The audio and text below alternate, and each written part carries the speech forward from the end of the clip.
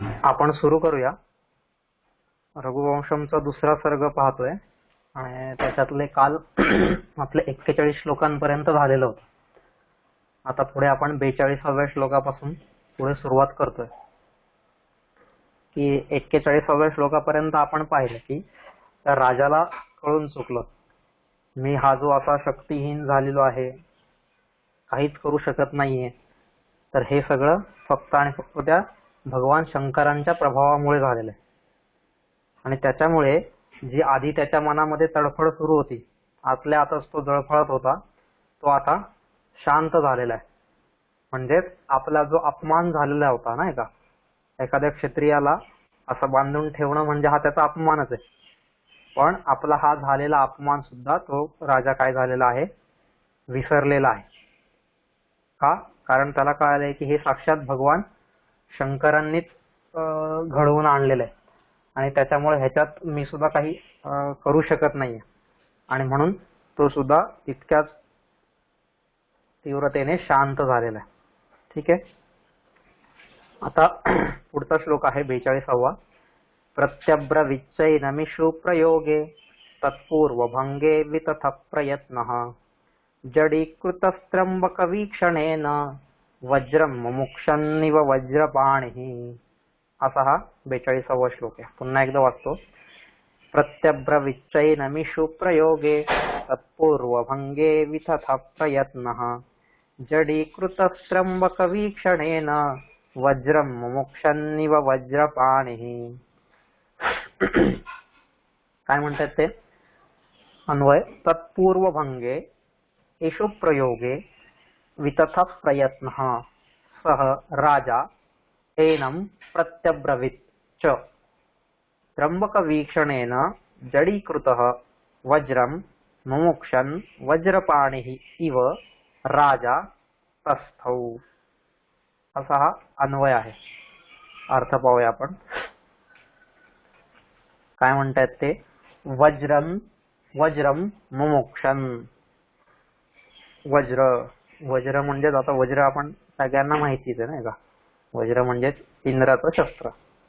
वज्रं मुमुक्षन्. वज्र मुमुक्ष म्हणजे सोडणे, मुमुक्षा सोडणे. मुमुक्षन् वज्र सोडण्याची इच्छा करीत असताना, वज्रं मुमुक्षन्. त्र्यंबक वीक्षणेन. त्र्यंबक म्हणजे भगवान शंकर.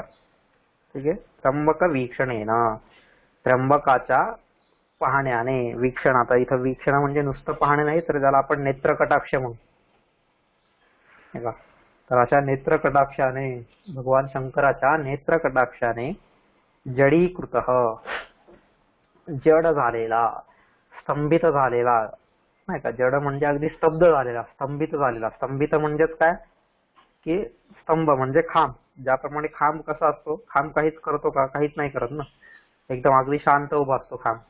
अगदी त्याप्रमाणे स्तंभित झालेला, जड झालेल्या, स्तंभित झालेल्या. वज्रपाणीरिव. वज्रपाणी म्हणजेच आता वज्र हे पाहिलं आपण, इंद्राचं शस्त्र आहे. मग वज्रपाणी, पाणी म्हणजेच हात. ठीक आहे. पाणी नी ऱ्हस्व आहे का, आणि दीर्घ केला की आपल्या मराठीतला मग तो पाणी म्हणजे जल या अर्थाने होणार. पण इथं नी ऱ्हस्व आहे त्याच्यामुळे त्याचा हात होतो, त्याचा अर्थ होतो हात. संस्कृतामध्ये पाणी म्हणजे हात. तर वज्रपाणीरिव. आता वज्रपाणी म्हणजे ज्याच्या हातामध्ये वज्र आहे त्याच्याप्रमाणे. मग आता कोणाच्या हातात वज्र असतंय, तर वज्र हे नेहमी इंद्राच्या हातात असतं ना, कारण इंद्राचं शस्त्र आहे ते. म्हणून वज्रपाणीरिव, इंद्राप्रमाणे. तत्पूर्वभंगे इषु प्रयोगे वितथ प्रयत्नः. तत्पूर्वभंगे. आता पूर्वभंगे म्हणजेच ज्याचा भंग झालेला आहे पहिल्यांदाच, त्याच्या आधीच भंग झालेला. तत्पूर्वभंगे, ज्याचा आधीच भंग झालेला आहे. काय भंग झालेला आहे? इषु प्रयोगे. इषु म्हणजे बाण. इष्यति अनेन इति इषु. इशू म्हणजेच बाण, की ज्याच्याद्वारे दुसऱ्याला मारलं जाते, ते साधन म्हणजेच बाण. इशू म्हणजेच बाण. तर इशू प्रयोगे, बाणाच्या प्रयोगांमध्ये वितथ प्रयत्न, वितथ प्रयत्न, वितथ म्हणजेच विफल झालेले आहेत, किंवा प्रयत्न सफल झालेले नाहीयेत, किंवा त्यामध्ये अपयश ज्याला आलेलं आहे, प्रयत्नांमध्ये ज्याला अपयश आलेलं आहे, असा वितथ प्रयत्न. ठीक आहे. म्हणजे आता काय झालं, तत्पूर्वभंगे इशु प्रयोगे वितथ प्रयत्न, म्हणजे आधीपासूनच ज्याच्या बाणक्षेपाला अडथळा निर्माण झाला आहे असा तो राजा. नाही का, त्या राजाला बाण सोडायचा होता, पण तो बाण सोडण्यामध्येच त्याने सगळे प्रयत्न केले, पण त्याचे सगळे प्रयत्न काय झाले, विफल झाले. त्याच्यामुळं तत्पूर्वभंगे, तिथं भंग आलेला आहे, काहीतरी अडथळा आलेला आहे, नाही का, काहीतरी कारणास्तव ती गोष्ट सगळी थांबलेली आहे. तत्पूर्वभंगे म्हणजेच आधीपासूनच ज्याच्या बाणक्षेपाला, ज्याला बाण चालवण्यामध्येच अडथळा उत्पन्न झालेला आहे आणि ज्याचे सर्व प्रयत्न विफल झालेले आहेत, निष्फल झालेले आहेत, असा तो राजा. एनम, एनम म्हणजेच या सिंहाला, एनम म्हणजेच आता त्या सिंहाला प्रत्यब्रवीत, प्रत्यब्रवीत. आता प्रत्यब्रवीत म्हणजे त्यांनी उत्तरास प्रत्युत्तर दिलं. ठीक आहे. आता काही ठिकाणी आपल्याला दिसतं उलट बोलला, प्रति अब्रवीत म्हणजे उलट बोलणे. आता उलट बोलणे असं नाहीये, तर उत्तरास प्रतिउत्तर दिलं. ठीक आहे. उलट बोलणे याचा अर्थ वेगळा होतो आणि उत्तरास प्रत्युत्तर देणं याचा अर्थ वेगळा होतो. तर इथं राजा काय उलट बोललेला नाही, राजाने फक्त आणि फक्त त्याला एक रिप्लाय दिलेला आहे, प्रत्युत्तर दिलेलं आहे, नाही का. तर तसं आहे. आता संपूर्ण श्लोकाचा एकदा अर्थ पाहू. काय म्हणतायत ते, की आपले वज्र सोडण्याच्या बेतात असलेला इंद्र ज्याप्रमाणे त्र्यंबकाच्या नेत्रकटाक्षाने स्तंभित झाला, त्याप्रमाणे बघा, हे ज्याप्रमाणे, त्याप्रमाणे, जसं तसं, हे जे सगळं जिथं जिथं येत आहे ना, तो सगळा कालिदासाचा उपमा अलंकार आहे, अगदी त्याचप्रमाणे, नाही का. तसंच आहे इथं सुद्धा. प्रत्येक ठिकाणी कालिदासाचं कसं आहे, त्याला असं उपमा दिल्याशिवाय पुढे जावंसच वाटत नाही. प्रत्येक वेळेस बघा, आपण जेवढे पुढे श्लोक बघतोय, प्रत्येक श्लोकामध्ये त्यांनी कोणाशी ना कोणाची तुलना केलेली असते, नाही का. ज्याप्रमाणे, त्याप्रमाणे, जसं तसं, असं जेव्हा आपण करतो तेव्हा काय करतो, आपण दोन गोष्टींची तुलना करतो ना. ज्याप्रमाणे त्यांचा मुलगा आहे त्याचप्रमाणे यांचा पण मुलगा आहे. आता इथं काय झालं, दोघांच्याही गुणांची म्हणा, काय कोणत्याही गोष्टींची म्हणा, तुलना केली जाते. त्यावेळेस हे सगळं इव वगैरे हे शब्द आपण वापरतो, इव, यथा. ठीक आहे.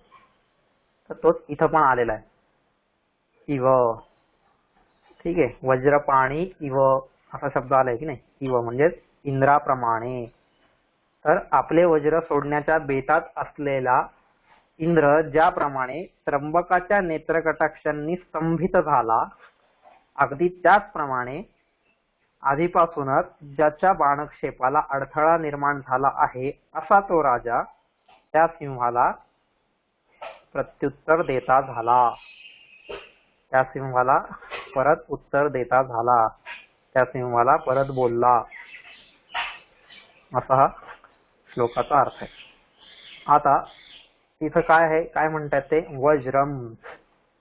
वज्र, वज्र हे आपल्या सगळ्यांना माहिती आहे की कशा प्रकारे देवांच्या सगळ्या अस्त्रांना दधीची ऋषींनी आपल्या शरीरामध्ये ठेवलं लपवून, आणि त्यावेळेस ज्यावेळेस त्यांची गरज पडली देवांना युद्ध करण्याची आणि त्या शस्त्रास्त्रांची गरज पडली, त्यावेळेस दधीची ऋषींनी सांगितलं की आता मी माझा देह सोडतो आणि या देह सोडल्यानंतर जी काही माझी हाडं उरतील त्या हाडांपासून तुम्ही शस्त्र तयार करून या दानवांचा, या असुरांचा नाश करा वगैरे वगैरे, ही सगळी गोष्ट आपल्याला माहिती आहे. आणि मग त्याच्यापासून, त्यांच्या हाडांपासून ते वज्र बनलं होतं, दधीची ऋषींच्या हाडांपासून. तर ते वज्र, वज्रन मुमुक्षम, वज्रम मुमुक्षम, मुमुक्षन, ते वज्र सोडण्याची इच्छा करीत असता. त्र्यंबक वीक्षणेन, त्र्यंबक. त्र्यंबक म्हणजेच काय? त्र्यंबक म्हणजेच शंकर. आता आपण सगळेजण त्र्यंबकेश्वरला वगैरे जात असतो ना. आता महाराष्ट्रात राहतोय तर बरेच जण जातात त्र्यंबकेश्वरला. तर त्र्यंबकेश्वरला जातो, पण त्र्यंबकेश्वर असं का बरं नाव पडलंय किंवा असं काही विचारलं तर बऱ्याच जणांना माहित नसतं ते का बरं त्र्यंबक का म्हणतात त्याला. बऱ्याच जणांना अंबा म्हणजे माहिती असतं, अंबा म्हणजे आई, नाही का, म्हणजे ज्याला 3 आया आहेत वगैरे, असं का? तसं नाही. अंबक, अंबक म्हणजेच नेत्र, डोळा, आय. ठीक आहे. तर तो ज्याला 3 डोळे आहेत असा तो म्हणजे त्र्यंबक. 3 डोळे असलेला ईश्वर तो म्हणजे त्र्यंबकेश्वर. त्रिणी अंबकानी किंवा अंबकाहा असं आपण जसं त्याचं विश्लेषण करू. तर ज्याला 3 नेत्र आहेत असा. ठीक आहे. अंबकानी, त्रिणी अंबकानी त्र्यंबक म्हणजे 3 डोळे असलेला असा हा भगवान शंकर. त्या त्र्यंबक वीक्षणेनं, त्याच्या फक्त आणि फक्त नेत्र कटाक्षानेच, त्र्यंबक वीक्षण, वीक्षण म्हणजे नेत्र कटाक्ष, त्याच्या नेत्र कटाक्षाने जो अगदी स्तंभित झालेला आहे, जडीकृत झालेला आहे, अगदी स्तब्ध उभा झालेला आहे, अशा इंद्राप्रमाणे वज्रपाणी रिव. ही काय बरं, काय ही गोष्ट आहे? तर महाभारताचा जो कर्ण पर्व आहे महाभारतामध्ये, महाभारताची रचना जी आहे ती रचना 18 पर्वांमध्ये केलेली आहे. जसं आता आपण हे रघुवंशम पाहतोय, तर रघुवंशमची रचना कशी केलेली आहे? 19 सर्गांमध्ये केलेली आहे. त्यातला आपण पहिला सर्ग पाहिला, आता हा दुसरा सर्ग पाहतोय. मग तसंच महाभारताची रचना ही 18 पर्वांमध्ये केलेली आहे. त्या 18 पर्वांमध्ये वेगवेगळे भाग येतात. आदी, सभा, वन, विराट, उद्योग, भीष्म, द्रोण, कर्ण असे एक एक ते पर्व येत जातात. मग त्याच्यातलं जे कर्ण पर्व आहे त्या कर्ण पर्वामध्ये ही गोष्ट येते महाभारताच्या, की तिथं ते सांगतात की वाली नावाचा जो राक्षस होऊन गेला, दानव होऊन गेला, तर ते त्याच्या कृपा प्रसादाने एक तारकासूर नावाचा राक्षस झाला. आता त्या तारकासुराचा वध झाल्यानंतर मग त्याच्यानंतर त्याची जी 3 मुलं होती, ती 3 मुलं होती, त्या 3 मुलांची नाव, आता त्या 3 मुलांची नाव पण काय काय, एकाचं कमलाक्ष, एकाचं तारकाक्ष, एकाचं विद्युन्माली वगैरे असं आहे. आणि त्या सगळ्या 3ही मुलांना काय झालेलं होतं की त्यांनी तपश्चर्या केली भगवंताची, आणि भगवंताची तपश्चर्या केल्यानंतर त्यांनी ब्रह्माला प्राप्त करून घेतलं. आणि ब्रह्माला प्राप्त केल्यानंतर आता हे का बरं त्यांनी ब्रह्माकडे तपश्चर्या केली? कारण त्यांचे जे वडील होते तारकासूर, या तारकासुराचा वध कोणी केला होता? तर तारकासुराचा वध केला होता कुमाराने, नाही का. कुमार म्हणजेच कोण? कार्तिकेय, स्कंद. आपण नाही का जो परवा पाहिला, सेनानी नाम हं स्कंद, असं भगवंत सुद्धा गीतेमध्ये 10व्या अध्यायामध्ये त्याचं वर्णन करतात. काय म्हणतात की सगळे जे पण काही सेनापती होऊन गेलेले आहेत आतापर्यंत जगामध्ये, त्या सगळ्यांमध्ये अर्जुना तू मला कोण समज? सेनानी नाम हं स्कंद, सगळ्या सेनानींमध्ये मी स्कंद आहे असं भगवंत तिथं म्हणतात. असा तो स्कंद, असा तो कार्तिकेय. का? कारण ज्यावेळेस सगळं जग विवश झालेलं होतं, कोणताही देव देवता देवी कोणीच काहीच करू शकत नव्हतं, त्यावेळेस या कार्तिकेयाचा जन्म झालेला आहे आणि त्याने तारकासुराचा वध केलेला आहे. ठीक आहे. आणि मग त्या तारकासुराचा वध केल्यामुळे त्याचे हे जे 3 पुत्र होते, तर या 3ही पुत्रांना खूप वाईट वाटलं आणि त्याचा बदला घेण्यासाठी त्यांनी ब्रह्माची तपश्चर्या केली आणि ब्रह्मदेव प्रसन्न झाले. आणि ब्रह्मदेवाकडून त्यांनी म्हटले की नाही, आम्हाला अमरतेचं वरदान द्या. पण ब्रह्म म्हटले नाही नाही, मी तुम्हाला अमरतेचं वरदान नाही देऊ शकत, पण तुम्ही असं काहीतरी वरदान मागा की जे मिळायला खूप कठीण असेल ते तुम्हाला मी देतो. पण अमरता असं नाही सांगणार. मग पण ते वरदान जर पूर्ण झालं नाही का, तुम्ही जे वरदान मागताय ते जर पूर्ण झालं तर मात्र मग तुमचा मृत्यू हा निश्चित आहे, असं ब्रह्मांनी त्याला सांगितलं. आणि मग तिघांनी पण खूप विचार केला आणि खूप विचार केल्यानंतर त्यांनी वरदान मागितलं की काय कर देवा, तू आमच्या तिघांसाठी 3 पुरी नाही का, त्रिपुर असं म्हणतो ना आपण, पुरा म्हणजेच नगरी, 3 पुरींचं म्हणजे 3 नगरींचं निर्माण कर आमच्यासाठी. आणि त्या 3ही नगरी ज्यावेळेस अभिजित नक्षत्रामध्ये एकाच पंक्तीमध्ये उभ्या राहतील.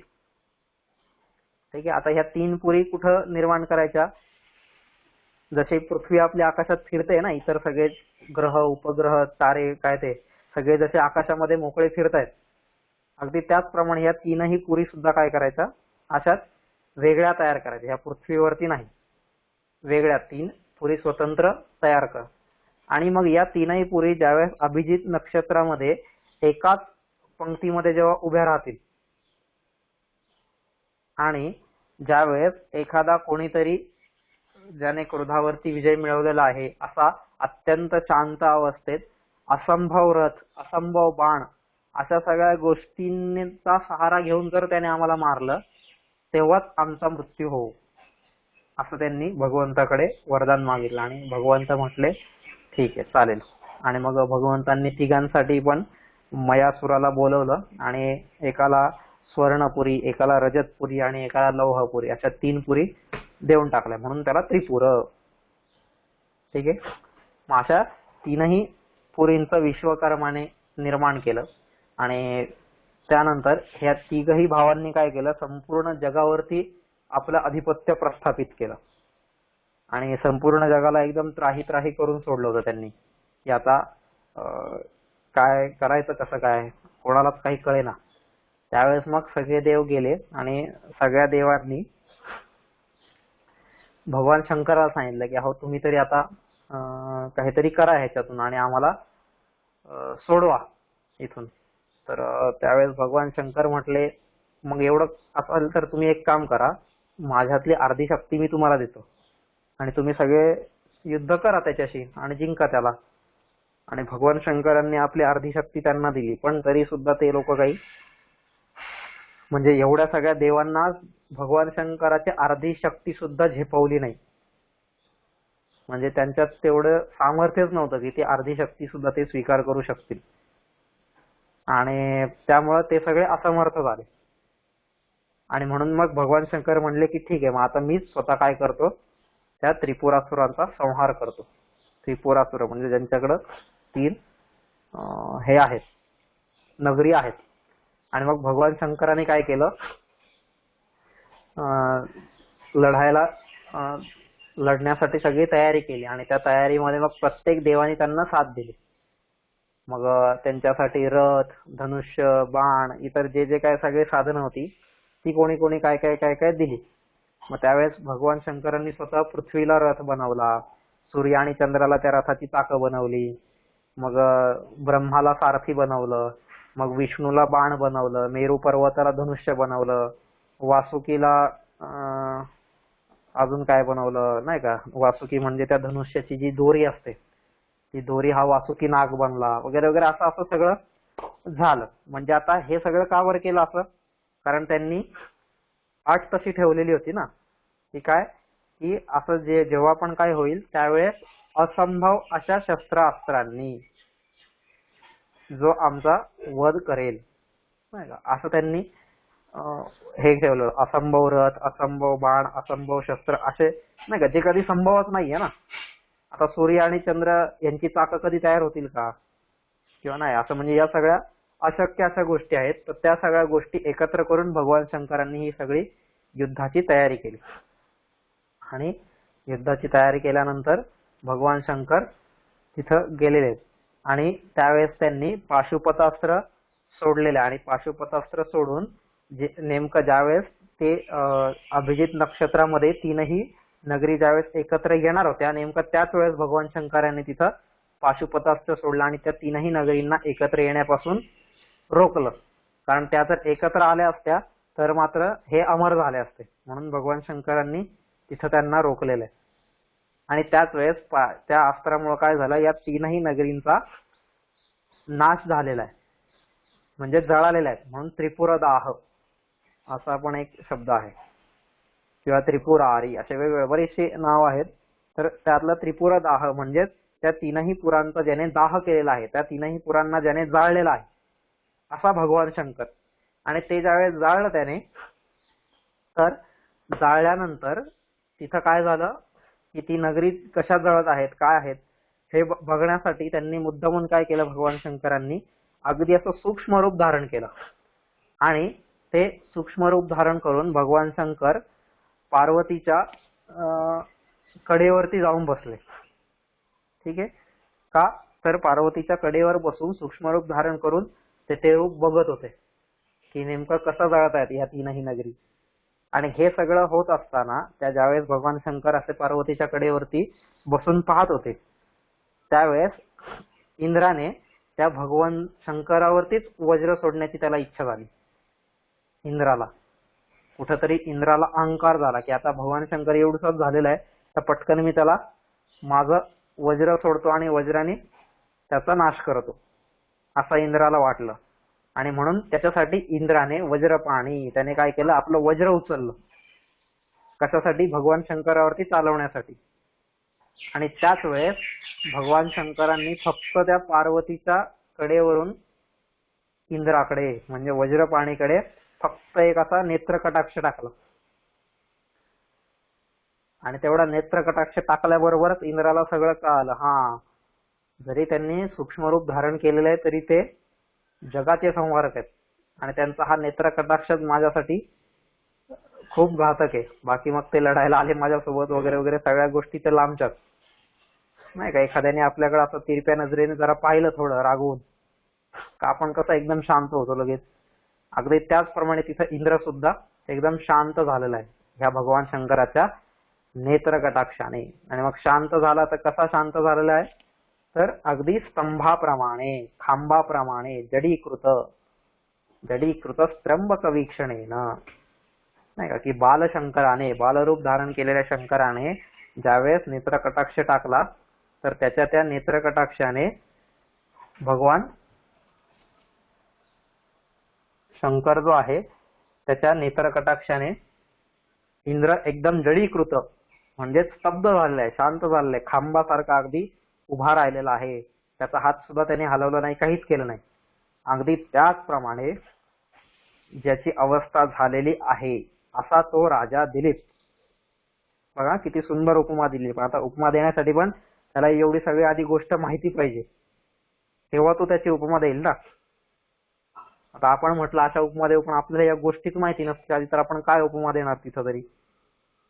म्हणजे किती त्या कालिदासाने अभ्यास केलेला असेल या सगळ्या गोष्टींचा. ठीक आहे, तर अशीच अवस्था ज्याची झालेली होती, कशी ज्याप्रमाणे इंद्राची अवस्था झाली त्या नेत्रकटाक्षाने, त्याचप्रमाणे इथं सिंहाच्या ह्याच्यामुळं आणि भगवान शंकराच्या कृपेमुळं ज्याची अशी अवस्था झालेली आहे असा हा राजा दिलीप. तो राजा दिलीप सिंहाला प्रत्युत्तर देता झाला, सिंहाला परत उत्तर देता झाला. ठीक आहे, प्रत्यब्रवीत, उलटा बोलता झाला असं नाहीये, तर प्रत्यब्रवीत. ठीक आहे, असा हा 42वा श्लोक आहे. पुढे आहे 43वा श्लोक. संवृद्ध चेष्टस्य मृगेंद्र कामम हास्यम वचस्तद्यदहं विवक्षुः अंतर्गतं प्राणभृतां हि वेद सर्वे भवान भावमतोभिधास्ये. परत एकदा वाचतो. संवृद्ध चेष्टस्य मृगेंद्र कामम हास्यम वचस्तद्यदहं विवक्षुः अंतर्गतं प्राणभृतां हि वेद सर्वे भवान भावमतोभिधास्ये. ठीक आहे, काय म्हणतात ते यामध्ये, मृगेंद्र, हे मृगेंद्र, यत् वचः अहं विवक्षुः अस्मि संवृद्ध चेष्टस्य मे तद्वचः कामं हास्यम् अस्ति हि यस्मात् भवान् प्राणभृताम् अंतर्गतं सर्वं भावं वेद जानाति अतः कारणात् अहम् अभिधास्ये. असा तो राजा आता राजा दिलीप सिंहाला बोलतोय. काय बोलतोय? हे मृगेंद्र. मृगेंद्र मृगेंद्र म्हणजेच सिंह.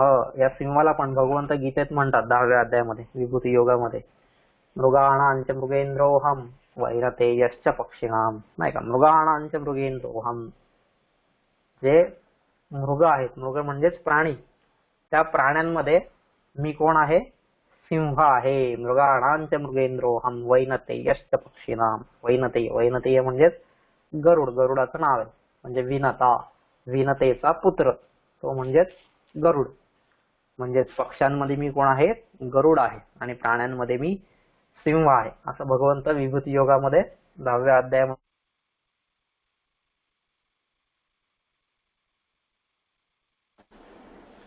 समृद्ध चेष्टस्य. समृद्ध चेष्टस्य, ज्याच्या सर्व चेष्टा. आता चेष्टा हा शब्द जो आहे, हा चेष्टा शब्द आपण मराठीमध्ये वेगळ्या अर्थाने वापरतो. चेष्टा म्हणजे मस्करी, नाही का, हसी मजाक, काहीतरी उडवाउडवी, याला आपण चेष्टा म्हणतो, काहीतरी गंमत. पण संस्कृतमध्ये चेष्टा म्हणजे व्यापार किंवा हावभाव. व्यापार म्हणजे तो पण शब्द आपण पाहिला त्या दिवशी. व्यापार म्हणजे कोणतेही हालचाल, हावभाव, नाही का. व्यापार म्हणजे वाणी जो करतो व्यापार तो नाही, बिझनेस नाही. व्यापार म्हणजे शरीराची असंच नाही, कोणत्याही गोष्टींचे हालचाल ज्याला आपण म्हणूया. ठीक आहे. तर समृद्ध चेष्टस्य, ज्याचे सर्व व्यापार कुंठित झालेले आहेत, ज्याच्या सर्व कृती कुंठित झालेल्या आहेत, जो काहीच करू शकत नाहीये, अशा माझ्या मम मम असे माझे वचः भाषण. वचः आपण आधी पण ऐकलं. वचः म्हणजे भाषण, शब्द. असे माझे वचः यत, जे अहम मी विवक्षुः. यत म्हणजे जे, अहम म्हणजे मी, आणि विवक्षुः म्हणजे बोलणार आहे. असे जे शब्द मी बोलणार आहे, असं जे मी आता भाषण करणार आहे, नाही का. काय की हे सिंहा, ज्याचे सर्व व्यापार कुंठित झालेले आहेत, नाही का, जो एकदम स्तब्ध झालेला आहे, अशा माझे भाषण आता जे मी करणार आहे किंवा आता जे मी बोलणार आहे, तत्. तत् म्हणजे ते, कामम हास्यम, ते साहजिकच हास्यास्पद वाटणार आहे. कामम हास्यम, ते तुला तर एकदम हास्यास्पदच वाटणार आहे, साहजिक आहे ते. कारण का, आता जो एवढा शंकराचा सेवक आहे आणि ज्याच्यामुळे माझी अशी अवस्था झाली आहे, मग अशा अवस्थेत मी काही जरी बोललो तरी ते हास्यास्पदच वाटणार आहे ना, नाही का. म्हणजे आता एखादा समजा क्षत्रिय, आणि त्या क्षत्रियाला सगळीकडून जेरीस आणलेला आहे, तो काहीच करू शकत नाहीये, त्याला एकदम बांधून ठेवलेले, सगळ्या गोष्टी केल्या, आणि त्यावेळेस तो मोठमोठ्या ज्यावेळेस गप्पा करतोय त्यावेळेस नक्कीच समोरच्याला हसायलाच येणार ना, त्याने कितीही मोठ्या गप्पा मारल्या तरी. मग तसंच आहे, तो म्हणतोय की तत् कामम हास्यम, ते सगळं साहजिकच हास्यास्पद वाटणार आहे. ही म्हणजे तरी सुद्धा, तथापि, त्या उपरांत, भवान तू, भवान म्हणजेच तू, प्राणभृताम, प्राणीमात्रांचे, प्राणभृत, जसं आपण आधी वेगवेगळे शब्द पाहिले ना, धनुर्भृत, शस्त्रभृत, प्राणभृत, नाही का. धनुर्भृत म्हणजे धनुष्य धारण केलेला, शस्त्रभृत म्हणजे शस्त्र धारण केलेला, प्राणभृत म्हणजे प्राण धारण केलेला. आता प्राण धारण केलेलं कोण असतात? कोणी प्राण धारण केलेले आहेत? तर सर्व प्राणीमात्रांनी ना. तर माझ्या प्राणभृताम, सर्व प्राणीमात्रांचे, सर्वे अंतर्गतम भाव. ठीक आहे. आता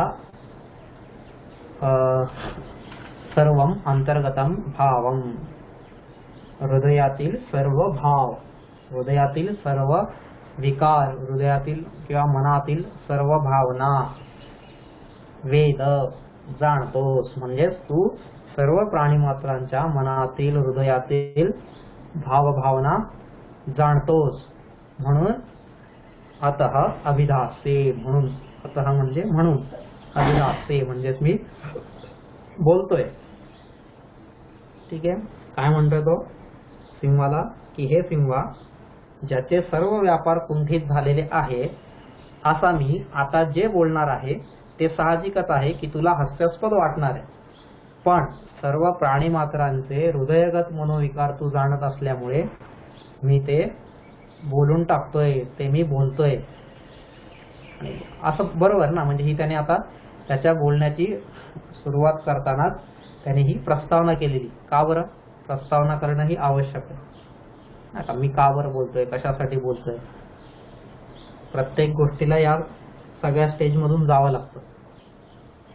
उपक्रम, उपसंहार, अभ्यासो, पूर्वताफलम, अर्थवादोपपत्तिश्च, लिंगन, तात्पर्य निर्णय, की ह्या जे 6-7 गोष्टी आहेत, या 6-7 गोष्टी प्रत्येकालाच करायलाच लागतात प्रत्येक ठिकाणी. मग तसंच हा एक उपक्रम म्हणूया आपण, ज्याला प्रस्तावना म्हणूया, सुरुवात म्हणूया, की काय मी हे सगळं का बरं करतोय, त्याचं कारण तो सांगतोय. आता बरोबर आहे ना, एखादा ज्यावेळेस असा कुंठित झालेला असतो, सगळ्या बाजूंनी त्याच्या सगळ्या शक्ती थांबलेल्या असतात, अशाला ज्यावेळेस आपण काय केलं जातं की अशाला जर काही बोलायला सांगितलं किंवा असा माणूस जर काही बोलू लागला तर आपल्याला ते नक्कीच हास्यास्पद वाटणारच आहे ना, की काय बाबा हा नाही का एवढा मोठा क्षत्रिय आहे, एवढ्या सगळ्या गोष्टी आहेत, पण इथं तर मात्र बघा हा काही करूच शकला नाहीये, आणि काही करू शकत नाहीये तरी उगाच मोठमोठ्या डिंगा हाकतोय नाही का, शेख चिल्ले सारख्या गोष्टी करतोय, त्याला काय अर्थ नाहीये ना. मग त्यांनी कितीही तत्वज्ञान जरी सांगितलं तरी त्याच्या तत्वज्ञानाला काही अर्थ उरतच नाही का. कोणाच्या तत्वज्ञानाला अर्थ आहे की जो समर्थ आहे, आणि तो समर्थ ज्यावेळेस तत्वज्ञान सांगतो तेव्हा त्याला त्याच्या तत्वज्ञानाला काहीतरी वजन असतं, त्याच्या तत्वज्ञानाला काहीतरी अर्थ असतो, त्याच्या वाणीला काहीतरी एक प्रकारचं वजन प्राप्त झालेलं असतं.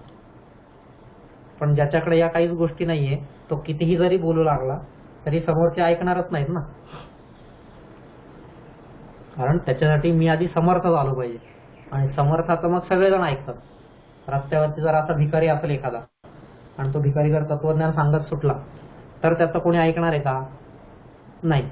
पण तेच समजा एखादा खूप मोठा बिझनेसमन असेल, खूप मोठा शक्तिशाली माणूस असेल कोणीतरी, आणि त्यांनी काहीतरी एखादं साधं वाक्य जरी सांगितलं ना तरी सगळेजण ते ऐकतात. त्याचं कारण काय? कारण तो समर्थ आहे, आणि मग समर्थ असल्याने तो जे पण काही बोलतोय तर त्या सगळ्या गोष्टी सगळं जग व्यवस्थित ऐकतायत नाही का. आणि आजच्या काळात जर पाहिलं तर आजच्या काळात तर काय आहे, समर्थ म्हणजे समर्थाची व्याख्या सगळी बदलून गेलेली आजच्या काळात. आज आपण म्हणतो की यस्यास्ति वित्तम सनरः कुलीनः सपंडितः श्रुतवान् गुणज्ञः स एव वक्ता स च दर्शनीयः सर्वे गुणाः कांचनमाश्रयन्ते. म्हणजे हे आजच्याच काळात नाहीये, प्राचीन काळापासून चालत आलेलं आहे, पण आज मात्र सगळीकडे हीच गोष्ट दिसते. प्रत्येक ठिकाणी हीच गोष्ट आपल्याला पाहायला मिळते. काय? यस्यास्ति वित्तम, ज्याच्याकडे वित्त आहे नाही का, जो वित्तवान आहे, जो धनवान आहे, जो असा धनाने श्रेष्ठ आहे असा माणूस, यस्यास्ति वित्तम सनरः कुलीनः. मग त्याचं कुळ गोत्र वगैरे हे कोणालाही जरी माहिती नसलं, काही त्याचं बॅकग्राऊंड माहिती नसलं, तरी सगळेजण याला काय म्हणतात की हा एका श्रेष्ठ कुलामध्ये उत्पन्न झालेला व्यक्ती आहे नाही का. त्याच्या जन्माला लगेच श्रेष्ठ कुळाशी जोडून देतात. माहित नाही आपल्याला त्याचं बॅकग्राऊंड काय आहे, तो कोणाच्या भिकाऱ्याचा पोरगा आहे, कुठंतरी आदिवासीचा पोरगा आहे का अजून कोणाचं, काही कोणाला माहित नसतं त्यावेळेस. पण इथं मात्र सगळेजण त्यालाच कुलीन म्हणतात. कुलीन म्हणजे एखाद्या श्रेष्ठ कुळात उत्पन्न झालेला असा, त्याला कुलीन म्हणतात नाही का. तर यस्यास्ति वित्तम सनरः कुलीनः सपंडित, त्यालाच विद्वान म्हटलं जातं. पंडित विद्वान म्हटलं जातं. मग त्याला काही येत असो नसो, त्याला बुद्धी तेवढी असो नसो, तरीही त्याला विद्वान म्हटलं जातं. आणि सगळे विद्वान येऊन त्याच्या पायाशी लोळण घेतात. का? यस्यास्ति वित्तम, कारण त्याच्याकडं वित्त आहे. यस्यास्ति वित्तम सनः कुलीनः सपंडितस्य श्रुतवान गुणज्ञः, तोच श्रुतवान सुद्धा आहे. श्रुतवान म्हणजेच कीर्तिवान नाही का, ज्याच्याकडे यश आहे, ज्याच्याकडे कीर्ती आहे, असं सुद्धा त्यालाच मानलं जातं. का बरं कीर्तिवान आहे असं मानलं जातं? कारण त्याच्याकडे धन आहे ना. म्हणून यस्यास्ति वित्तम सनरः कुलीनः सपंडितस्य श्रुतवान गुणज्ञः, तो सर्व गुणांचा ज्ञाता आहे, त्याच्याकडे सगळे गुण आहेत, तो सगळ्या गुणांचा भंडार आहे, त्याला प्रत्येक गुण ओळखण्याची त्याच्यामध्ये ताकद आहे असंही म्हटलं जातं. का? कारण त्याच्याकडे वित्त आहे. स एव वक्ता, तोच खरा वक्ता आहे, त्याच्यासारखा दुसरा वक्ता जगात होणं शक्य नाहीये वगैरे. असं सगळे त्याचे जे चमचे असतात किंवा इतर जे सगळे लोक असतात ते नेहमी त्याची वाह करत असतात. स एव वक्ता, तोच सगळ्यात श्रेष्ठ वक्ता आहे. सच दर्शनीय, आणि तोच सर्वात सुंदर आहे. दर्शनीय, दर्शनीय म्हणजे ज्याच्याकडे पाहतच राहावं असं वाटतं. आता तो कितीही क्रूर दिसत असला तरी सुद्धा तो दर्शनीय आहे. असं का? कारण त्याच्याकडे वित्त आहे, म्हणून तो दर्शनीय आहे, म्हणून तो वक्ता आहे, म्हणून तो गुणज्ञ आहे, म्हणून तो विद्वान आहे, म्हणून तो पंडित आहे, म्हणून तो कुलीन आहे. ह्या सगळ्या गोष्टी का बरं आहेत? कारण तो वित्तवान आहे. सैव वक्ता सचदर्शनीय, कारण का? तर त्याचं कारण ते शेवटी सांगतात की सर्वे गुणाः कांचनम आश्रयन्ते, की या जगामध्ये सगळे गुण हे कांचन, कांचन म्हणजे सोनं, हे सोन्याच्या अधीन आहेत, सोन्याचा आश्रय घेतलेले आहेत. ज्याच्याकडे सोनं आहे, आता सोनं म्हणजेच धन, कोणत्याही प्रकारचं धन, वित्त, तर ज्याच्याकडे हे सोनं आहे आपोआपच त्याच्याकडे हे सगळे गुण आहेत हे संपूर्ण जग मान्य करतं. मग त्याच्याकडे ते गुण नसोत किंवा अगदी त्याच्या विरुद्ध गुण जरी त्याच्याकडे असले तरीही तो याच गुणांचा भंडार आहे असं संपूर्ण जग त्याला ओळखतंय. का? कारण तो समर्थ आहे. कशाने समर्थ आहे? वित्ताने समर्थ आहे. पण ह्याला मात्र आपल्या शास्त्रकारांनी नाही म्हटलेलं आहे. हे चुकीचं आहे, हे सगळं जे आहे हे चुकीचं आहे. पण आता काय, सध्याच्या जगाची स्थिती ती झालेली आहे नाही का, या अशा घोर कलियुगामध्ये आपण सध्या वावरतोय, तर कुठंतरी हे आपल्याला सगळं बदललं पाहिजे नाही का. आणि जी माझी संस्कृती मुळातून जिथून जशी आलेली आहे तशी पुन्हा उभी केली पाहिजे मी नाही का. तर आता जो समर्थ आहे तो काही जरी बोलला तरी त्याचे सगळे लोक ऐकतात, पण जो असमर्थ आहे पण तो जरी खूप मोठी गोष्ट सांगत असला, चांगली गोष्ट जरी सांगत असला तरीही कोणीही त्याचं ऐकत नाही. सगळेजण त्याच्यावरती हसतात, सगळेजण त्याला हास्यास्पद ठरवतात, त्याचा अपमान करतात नाही का, त्याची खिल्ली उडवतात. तर ती गोष्ट आहेच. मग तेच राजा दिलीप सुद्धा म्हणतोय की अरे आता तुझ्या दृष्टीने तर मी काय झालेलो, इथं असमर्थ झालेलो आहे नाही का. मी ज्याचे सर्व व्यापार कुंठित झालेले आहेत, जो अगदी स्तंभाप्रमाणे उभा आहे, एखाद्या खांबाप्रमाणे नुसता उभा आहे, जड झालेला आहे, ज्याच्यातलं चैतन्य निघून गेलेलं आहे, जो चेतनारहित झालेला आहे, असा मी आता काहीही जरी बोललो तरी ते तुला हास्यास्पद वाटणारच आहे नाही का. साहजिकच आहे ते, त्यात काय नवल असं नाहीये. पण मी हे तुला जे बोलणार आहे आता ते का बरं बोलतोय, त्याचं कारण हे आहे की सर्व प्राणी मात्रांचे जे हृदयगत मनोविकार आहेत ते जाणण्याची क्षमता तुझ्यामध्ये आहे, ते जाणण्याची ताकद तुझ्यामध्ये आहे, आणि त्यामुळं आता जे माझ्या मनात आहे ते मी बोलून टाकतोय. शेवटी तुला जे करायचंय तेच तू करणार आहेस. पण वचने का दरिद्रता नाही का, वचने का दरिद्रता. आपल्या इकडे सांगितलंय ना की प्रिय वाक्य प्रदानेन सर्वे तुष्यन्ति जन्तवः तस्मात् तदेव वक्तव्यम वचने का दरिद्रता. प्रिय वाक्य प्रदानेन, की आपण बोलत असताना आपल्या वाणीमध्ये जर प्रिय वाक्य असतील, मधुर वाक्य असतील, आणि अशी ज्याची वाणी असेल ज्याच्यामध्ये या वाक्यांची प्रधानता असेल, प्रिय वाक्य प्रधानेन म्हणजे अशा वाक्यांचं जर दान केलं, प्रिय वाक्यांचं जर दान केलं तर काय होत आहे, सर्वे तुष्यन्ति जंतवः, सगळेच जंतू, आता जंतू म्हणजेच प्राणी, मनुष्य प्राणी म्हणा की इतर सगळेच प्राणी काय होत आहेत, तुष्यन्ति, संतुष्ट होत आहेत. प्रिय वाक्य प्रदानेन सर्वे तुष्यन्ति जंतवः, प्रिय वाक्य बोलल्याने सर्वच लोक संतुष्ट होत आहेत, प्रत्येकाला ते आवडतच आहे. तस्मात् तदेव वक्तव्यम, त्यामुळेच प्रत्येकाने काय करावं, अशाच प्रकारे नेहमी प्रिय बोलावं. ठीक आहे, की जेणेकरून समोरच्यामध्ये आणि माझ्यामध्ये सुद्धा संबंध चांगले राहतील. का तर प्रिय बोलल्यावर त्याला पण आवडतंय, आणि मी प्रिय बोललो तर माझी वाणी सुद्धा चांगली राहणार आहे. नाही का, माझं तोंड खराब होणार नाही, माझं मुख कमल होईल. ठीक आहे, त्याला थोबाड करायचं आहे का मुख कमल करायचंय? नाही का, आपण म्हणतो ना थोबाड, तोंड, मुख कमल, हे सगळे वेगवेगळे शब्द आहेत. सगळ्यांतून हा एकच अवयव जो आहे त्या एकाच अवयवाचं आपण निर्देशन करतोय, पण प्रत्येक ठिकाणी त्याचा वेगवेगळा रोल आहे. थोबाड म्हणलं की ह्यांनी काहीतरी आधी चुकीचं केलेलं आहे आपण ह्याच्या तोंडाने, म्हणून त्याला थोबाड म्हटलेलं आहे आपण. तोंड म्हटलं तर काही ह्यांनी चांगलंही केलेलं नाहीये आणि काही वाईटही केलेलं नाही, नॉर्मल आहे, म्हणून तोंड. आणि तेच त्याच वेळेस आपण मुख कमल असं म्हटलं तर की ज्याच्या वाणीतून काहीतरी चांगल्या गोष्टी आलेल्या आहेत. नाही का, एखाद्या गुंडाला किंवा चोराला पोलीस म्हणतो थोबाड फोडू का तुझं, तर त्याला तेच म्हणायला लागणार. साधा एखादा नॉर्मल माणूस असेल त्याला आपण हा अरे बघ, हा तोंडाने किती छान बोलला बरं, असं ह्याचं तोंड छान आहे वगैरे असं. पण तिसरा एखादा संत महात्मा पुरुष कोणी असेल तर त्यांच्या मुखारविंदातून मुखकमलातून येणारी वाणी, नाही का, असं आपण म्हणतो. तर हे सगळे शब्द आहेत असे वेगवेगळ्या प्रकारचे.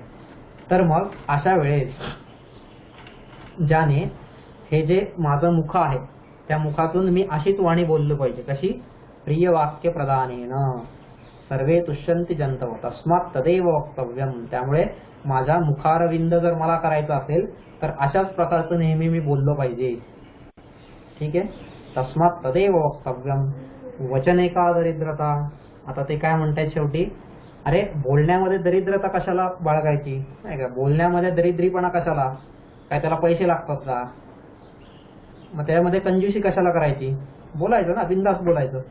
प्रिय वाक्य प्रदानेन, अशी प्रिय वाक्य नेहमी बिंदास बोलायची, त्याच्यात बोलण्यात कधी कंजूसी करू नये असं ते सांगतायत. म्हणून आता मी सुद्धा काय करतोय, आता तू सगळ्यांच्या मनातले विकार जाणतोच आहे, म्हणून हे मी तुला बोलतोय, नाही का. आता नाही बोललं तरी तुला जे करायचंय ते तू करणारच.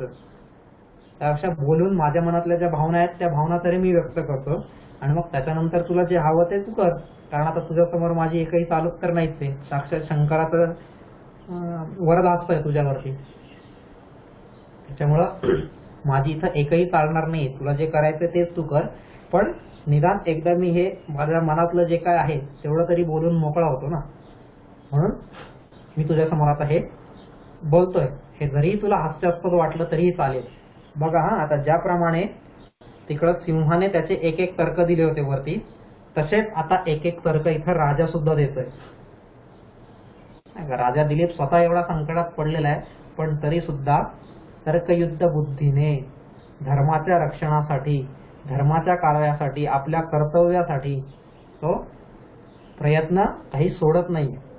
आता एखादा माणूस असता, अरे माहिती आता एवढं शंकरांनी केलेलं आहे, स्वतः सगळ्या गोष्टी झालेल्या आहेत, आता ह्याच्यात माझ्यासारखा पामर जीव काय करणार आहे, त्यापेक्षा खा बाबा, तुला काय गायला खायचंय ते खा, गायला खाऊन झालं का मला पण खाण्याचं जाऊ दे, मला तरी जाऊ दे, कुठंतरी काहीतरी कर, असं आपण म्हटलं असतो तिथं. पण रघुकुल रीत सदा चली आई, प्राण जाय पर वचन न जाय, असे हे सगळे लोक होते, नाही का, की मी ज्याचं रक्षण करायला हाती घेतलेलं आहे त्याच्या रक्षणासाठी मी शेवटपर्यंत प्रयत्न करेन, नाही का. महाभारतात काय ते रामायणाचं युद्ध पाहिलं आपण, तर तिथं रामाने विभीषणाला वचन दिलेलं असतं की उद्या तुला लंकेच्या गादीवरती बसवणार, आणि त्यासाठी विभीषणाचं संपूर्ण रक्षणाची जबाबदारी तो स्वतःवरती घेतो. मी मेलं तरी चालेल, पण विभीषणाला अजिबात धक्का लागला नाही पाहिजे, नाही का. तीच गोष्ट वालीच्या वेळेस पण सुग्रीवाला सांगितलेलं असतं, हा तुझं रक्षण करण्याची जबाबदारी माझी आहे. मग आता ते बाण वालीला लागेल का सुग्रीवाला लागेल हे काही कळत नव्हतं, म्हणून एक दिवस जाऊन दिला, परत दुसऱ्या दिवशी वालीला मारलं. का? कारण ज्याचं मी रक्षण करायला हाती घेतलेलं आहे, ज्याला मी वचन दिलेलं आहे, त्याचं रक्षण मी शेवटच्या श्वासापर्यंत करणार, नाही का. हे सगळे हे कुठून आलं रामामध्ये, हे इथून आलेलं आहे.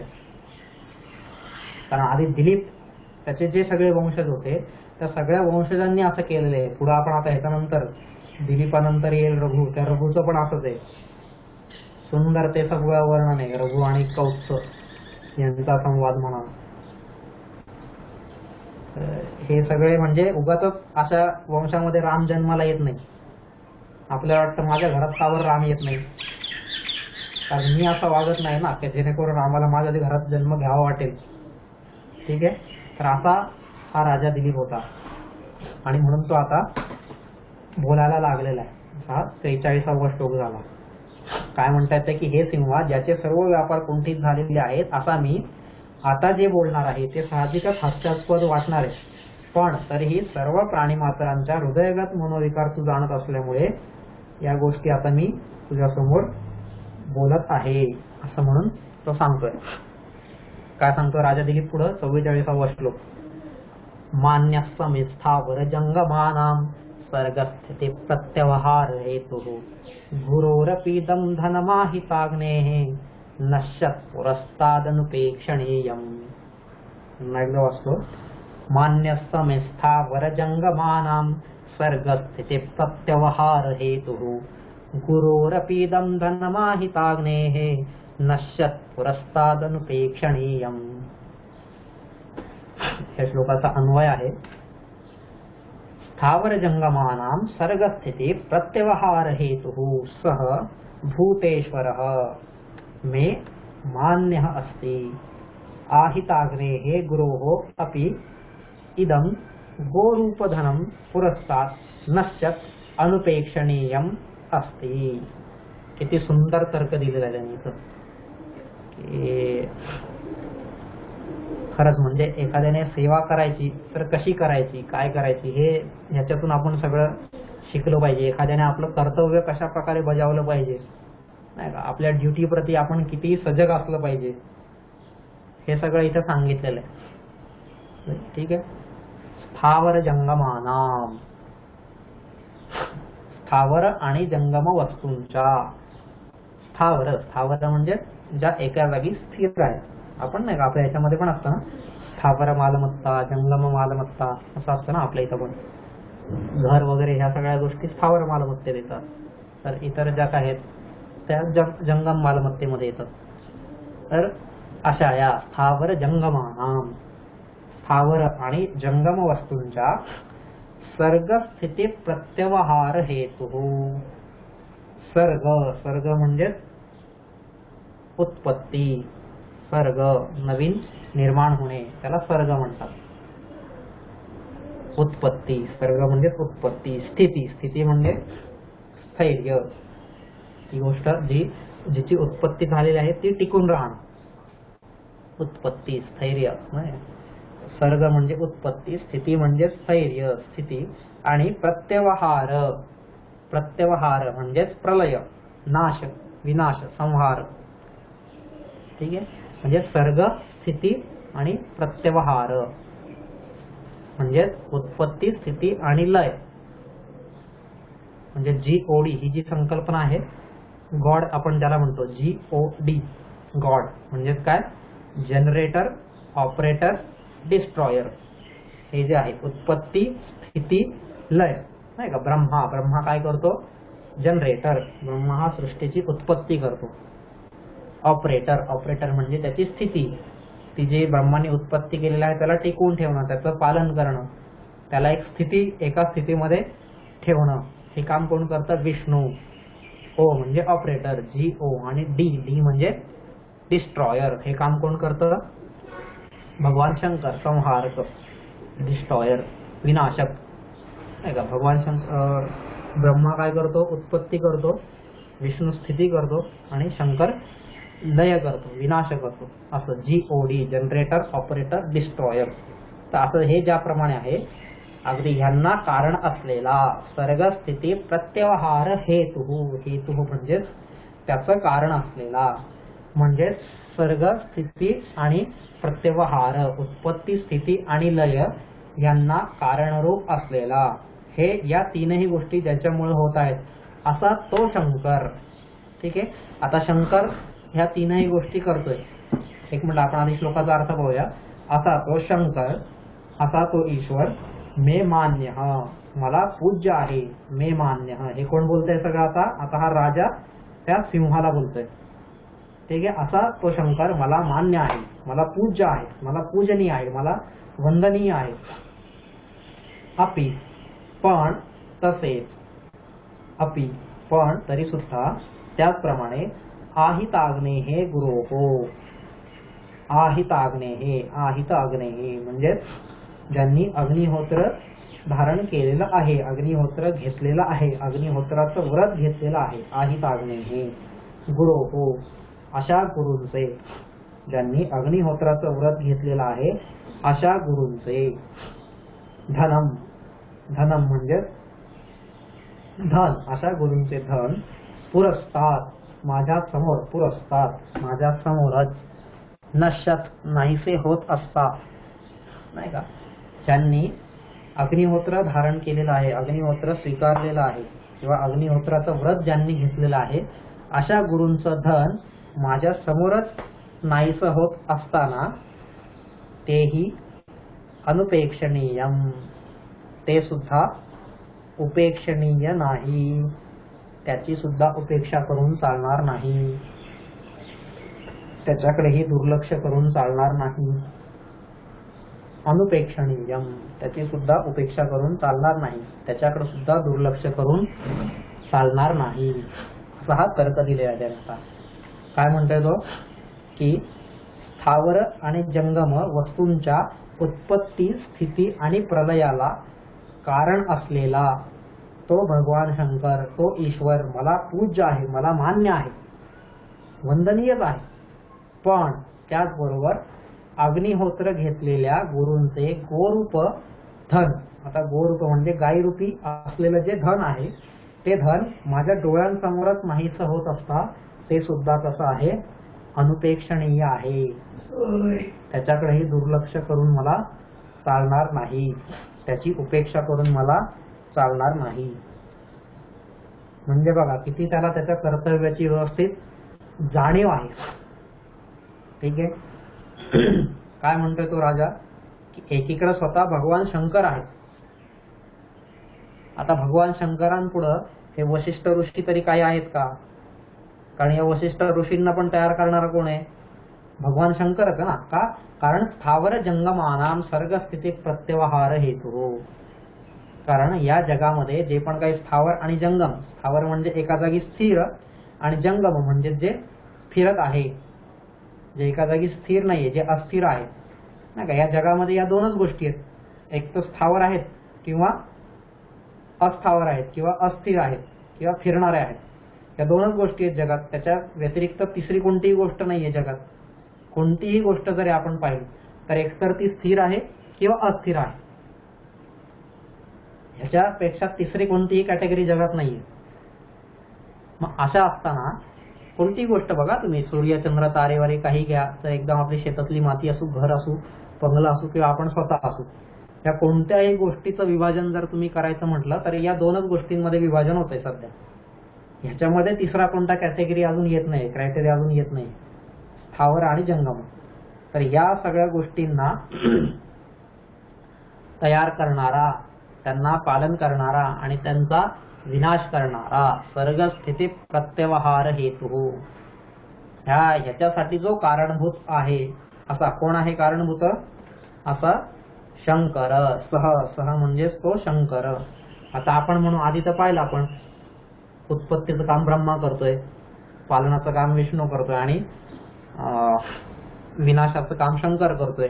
मग आता या तीनही गोष्टींना कारणभूत शंकर कसा काय, असं का बरं म्हटलेलं इथं, असा प्रश्न येईल साहजिक नाही का. की सर्गस्थितीत प्रत्यवहार हेतू, की उत्पत्ती, स्थिती आणि लय या तीनही गोष्टींसाठी कारणीभूत असलेला तो भगवान शंकर, असं का बरं म्हटलेलं आहे? कारण इथं ह्याच्यामध्ये अद्वैत तत्वज्ञान सांगितलेलं आहे. ठीक आहे. अद्वैत, अद्वैत म्हणजे काय? दुसरा कोणी नाहीच आहे. हे सगळं जग जे आहे ते एकाच तत्वाचं बनलेलं आहे. हा अद्वैताचा सिद्धांत जणू काही इथं सांगितलेला आहे. आपल्याला बराचदा होतो पंढरपूरचा पांडुरंग वेगळा, मग कृष्ण वेगळा, मग आमका वेगळा, मग तमका वेगळा, असं असं करत आपण खूप त्याचे भाग पाडत गेलेलो आहे देवांचे. आणि मग नंतर शेवटी आपणच कन्फ्युज होतो की नेमका देव कोणता खरा आहे, तर कोणता खोटा आहे, तर कोणाचं ऐकायचं, कोणाचं नाही ऐकायचं, कोणाच्या पाया पडायचं, कोणाचं नाही पडायचं. तसं नाहीये. हे जग काय आहे? अद्वैत आहे नाही का. अद्वैत म्हणजेच कसं की ह्याच्यात द्वैत नाहीच आहे, दोन गोष्टी नाहीच आहे, एकच आहे. जगामध्ये एकच तत्व आहे. आणि कोणतं तत्व आहे? ब्रह्म तत्व आहे. त्या ब्रह्माची ही वेगवेगळी रूप आहेत, त्याला ही दिलेली आपण वेगवेगळी नाव आहेत, नाही का. जसं घरामध्ये माणूस एकच आहे, पण त्या एकाच माणसाला कोणी बाबा म्हणतंय, कोणी दादा म्हणतंय, कोणी काका म्हणतंय, कोणी आजोबा म्हणतंय, कोणी मुलगा म्हणतंय, नाही का, कोणी मामा म्हणतंय, कोणी अजून काय म्हणतंय. पण ही सगळी जरी नावं दिली तरी तो व्यक्ती काही बदलत नाहीये ना, तो व्यक्ती एकच आहे. मग तसंच इथं कोणी त्याला शंकर म्हणतंय, कोणी त्याला विष्णू म्हणतंय, कोणी ब्रह्मा म्हणतंय, कोणी राम म्हणतंय, कोणी कृष्ण म्हणतंय, कोणी अजून बुद्ध म्हणतंय, कोणी येशू म्हणतंय, कोणी पैगंबर म्हणतंय, कोणी गोविंद सिंग म्हणतंय, कोणी अजून काय म्हणतंय. सगळेजण त्याला वेगवेगळ्या नावांनी बोलवत आहेत, पण ते तत्व मात्र एकच आहे. त्याला आपण आपल्या सोयीनुसार दिलेली नाव आहे. ठीक आहे ना. शाळेत मित्र वेगळं नाव देतात, काहीतरी घरचे काहीतरी वेगळं नाव देतात, एखाद्या कुठेतरी क्लासला जात असतो तिथले मुलं वेगळी नावं देतात. असं नाही का, प्रत्येकाला वेगवेगळे नाव दिलेले असतात. मग याचा अर्थ काय, ते 10 लोक आहेत का? नाही, ते एकच तत्व आहे, तो एकच माणूस आहे, पण त्याला या 10 नावांनी संबोधलं जाते समजण्यासाठी. ठीक आहे. मग तसंच इथं पण आहे, कोणी शंकर म्हणतंय, कोणी विष्णू म्हणतंय, कोणी ब्रह्मा म्हणतंय, पण हे सगळं जे आहे हे सगळं तत्व एकच आहे. कोणी राम म्हणतंय, कोणी विठ्ठल म्हणतंय, कोणी अजून द्वारकाधीश म्हणतंय, कोणी रणछोड म्हणतंय, कोणी अजून काय म्हणतंय. ठीक आहे. सगळी तत्व एकच आहेत. त्याच्यामुळं कोणालाही नमस्कार केला तरी काही हरकत नाही. जसं एक आहे ना की आकाशात पतितंतोयम यथा गच्छति सागर सर्वदैव नमस्कारम केशवम प्रतिगच्छति. आकाशात पतितंतोयम यथा गच्छति सागर, की ज्याप्रमाणे आकाशातून पडलेलं पाणी शेवटी कुठं जातंय, समुद्रातच जातंय ना. मग त्या आकाशातून पाणी नदीत पडो, डोंगरावर पडो, तळ्यात पडो, का जमिनीवर पडो, का अजून बिल्डिंगवर पडो, का अजून कुठेही पडो, पण शेवटी ते पाणी जातंय कुठं, नाही का, कुठेतरी ओढ्याला मिळेल, ओढ्यातून नाल्याला मिळेल, नाल्यातून नदीला मिळेल, नदीतून मोठ्या नदीला मिळेल, आणि तिथून शेवटी समुद्रातच जाणार ते. मग आकाशातून पडलेलं कुठेही पडलेलं पाणी ज्याप्रमाणे शेवटी समुद्रातच जातं, अगदी त्याचप्रमाणे आकाशात पतितंतोयम यथा गच्छति सागर सर्व दैव नमस्कारम. सर्वही देवांना, कोणत्याही देवाला जरी आपण नमस्कार केला तरी काय आहे, केशवम प्रतिगच्छति, शेवटी ते केशवाकडेच जाणार आहेत. आता केशव म्हणजे काही कृष्णाकडे जाणार आहे असं नाहीये. केशव म्हणजे जे ते काही परब्रह्म तत्व आहे, जे काही अल्टिमेट तत्व आहे, त्याच्याकडेच हे सगळे नमस्कार जाणार आहेत. म्हणून इथं असं म्हणलेलं आहे की या सर्व स्थावर आणि जंगम वस्तूंचा उत्पत्ती, स्थिती आणि लय या कारणीभूत असलेल्या भगवान शंकरांना मी मानतोच. ते तर मला पूज्यच आहेत, नो डाऊट. आणि त्यांना तर मी नेहमी वंदनीयच मानतो, पूजनीयच मानतो.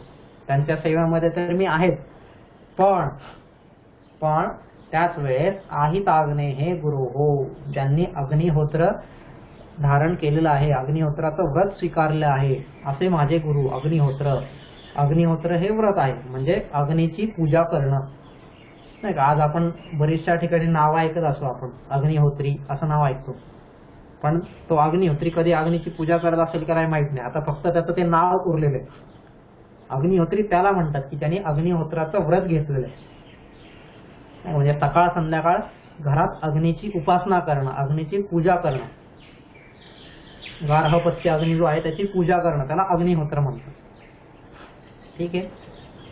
तर असं ज्यांनी अग्निहोत्राचं व्रत धारण केलेलं आहे. आता हे अग्निहोत्राचं व्रत जे आहे ते 2 प्रकारचं असते, की त्याला नित्य पण असतं आणि काम्य पण असतं. नित्य म्हणजे डेली, रोज सकाळ संध्याकाळ जो अग्नीची उपासना करतो त्याला नित्य म्हणतात. आणि काम्य म्हणजे एखाद्या काहीतरी ज्यावेळेस कामना त्याला करायच्या असतील, ज्यावेळेस त्याला काहीतरी अग्नीकडून मागायचं असेल, त्याच वेळेस तो त्या अग्नीची उपासना करतो, त्याला काम्य उपासना म्हणतात, काम्य अग्निहोत्र. आणि एक आहे नित्य अग्निहोत्र, की रोज त्या अग्नीची उपासना करणं. का बरं? कारण मला त्या अग्नीसारखं माझं जीवन तेजस्वी बनवता आलं पाहिजे. अग्नीचे जे गुण आहेत ते गुण माझ्या जीवनात आले पाहिजेत, म्हणून त्याची उपासना करणं. अग्नीला खूप महत्व दिलेलं आहे वेदांमध्ये. म्हणजे जर आपण पाहिलं, सगळ्यात प्राचीन जर ग्रंथ कोणता असेल जगातला आपल्या ह्याच्यानुसार, तर तो ऋग्वेद आहे. आणि त्या ऋग्वेदाच्या पहिल्या मंडलाच्या पहिल्या सूक्तामध्येच अग्निसुक्त आलेले आणि त्या अग्नीची स्तुती केलेली आहे तिथं ऋग्वेदाच्या 1.1.1 मध्ये. तिथून जर आपण स्टार्ट केलं 1.1.2 1.1.3 तिथून जर स्टार्ट केलं ऋग्वेदाच्या, तर हे सगळं अग्नीचं वर्णन आहे. अग्निसुक्त आलेलं आहे तिथं. अग्निमिळे पुरोहितम जलस्तदेवम ऋत्विजम होतारम रत्नधातमम असं सगळं त्याची स्तुती केलेली आहे त्या अग्नीची. का? कारण या अग्नीसारखे आम्ही तेजस्वी झालो पाहिजे म्हणून ते अग्निहोत्र करायचे. मग असे जे अग्निहोत्र करणारे गुरु आहेत, कोण गुरु आहेत? वशिष्ठ ऋषी आहेत. त्यांचं हे गोरूपी धन नाही का, गाय म्हणजे एक प्रकारचं त्यांचं धनच आहे.